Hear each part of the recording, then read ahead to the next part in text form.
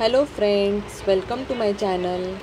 आज आपण परत एकदा आलो आहोत उल्वे फिश मार्केट, नवी मुंबई।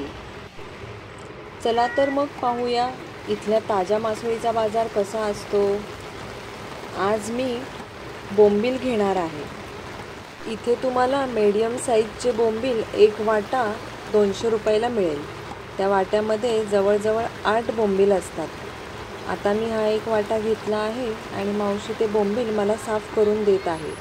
तुम्ही बघताय केवढा पाऊस पडतोय। एवढ्या पावसामध्ये हे ताजे ताजे फिश इथे आले आहेत आणि पाऊस जास्त आहे म्हणून मी मावशीच्या बाजूच्या छत्रीमध्ये जाऊनच उभी राहिले।